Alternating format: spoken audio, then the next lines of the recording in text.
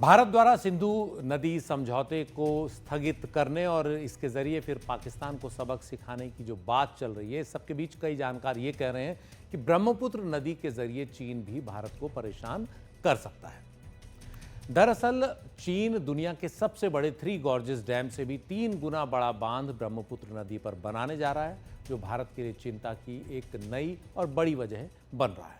ब्रह्मपुत्र नदी जो चीन के स्वायत्त शासी तिब्बत प्रांत में मानसरोवर झील के करीब चेमा युंगडुंग ग्लेशियर से निकलती है, उसे चीन में यारलुंग सांगपो कहा जाता है। इस नदी पर चीन पहले ही कई बड़े बांध बना चुका है।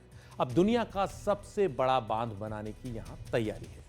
कुल मिलाकर करीब 2900 किलोमीटर लंबी यारलुंग सांगपो नदी हिमालय के उस पार तिब्बत के पठार पर 2057 किलोमीटर दूर तक पश्चिम की ओर बहती है और उसके बाद अरुणाचल प्रदेश से होकर भारत में प्रवेश करती है। भारत के बाद ये बांग्लादेश जाती है और फिर बंगाल की खाड़ी में मिल जाती है। लेकिन भारत में प्रवेश से ठीक पहले ये नदी एक तीव्र यू टर्न लेती है। जो हम इलाका आपको दिखा रहे हैं, यही वो इलाका है जहां चीन दुनिया का सबसे बड़ा हाइड्रो पावर डैम बनाने जा रहा है, जिसे ग्रेट बेंड डैम भी कहा जाता है इस मोड़ की वजह से। ब्रह्मपुत्र नदी पर बनने वाले दुनिया के सबसे बड़े बांध से भारत में भी चिंता पैदा हो गई है। आशंका जताई जा रही है कि इससे चीन ब्रह्मपुत्र के पानी पर नियंत्रण कर सकेगा, बांध के बड़े जलाशय में अपनी ज़रूरत के मुताबिक पानी रोक सकेगा और ज़रूरत के हिसाब से छोड़ सकेगा। अगर कभी चीन अचानक पानी छोड़ दे तो भारत में ब्रह्मपुत्र के आसपास के इलाकों में बाढ़ आ सकती है। चीन के साथ विश्वास की कमी ऐसी चिंताओं को और बढ़ाती है। बरसात के दिनों में ब्रह्मपुत्र वैसे ही हम सब जानते हैं कितनी विकराल उठती है, तो ये बांध ब्रह्मपुत्र नदी के जो पूरे इकोसिस्टम है उसको प्रभावित करेगा। उसमें रहने वाले जलीय जीव जंतुओं पर इसका असर पड़ना तय है, लेकिन चीन को इस सबसे कोई फर्क पड़ता नहीं। भारत में ब्रह्मपुत्र नदी 6 राज्यों अरुणाचल प्रदेश, असम, नागालैंड, मेघालय, सिक्किम और पश्चिम बंगाल से होकर बहती है।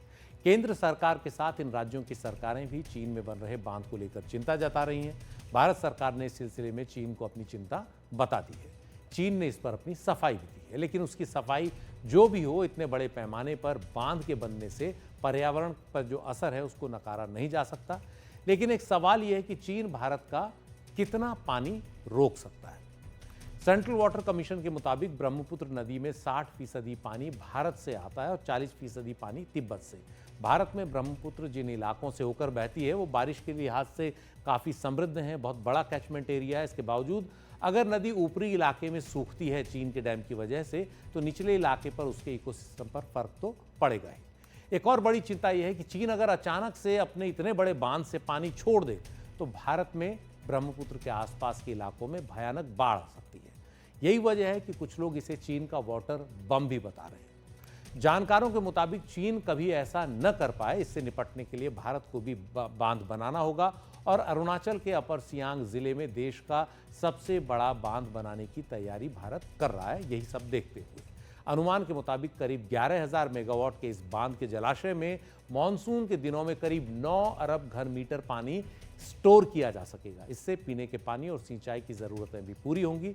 हालांकि पर्यावरण के लिहाज से इतने संवेदनशील इलाके में बांध बनाने का भी विरोध तेज हो रहा है, क्योंकि बड़े बांध पर्यावरण के साथ खिलवाड़ तो होते ही हैं। लेकिन अब यहाँ पर सामरिक मामला है तो भारत को भी कुछ करना होगा। अब देखना है कि इस मामले में भारत किस दिशा में बढ़ता है, कितनी तेजी से बढ़ता है और कैसे इस आने वाले संकट का या आने वाली समस्या का समाधान करता है।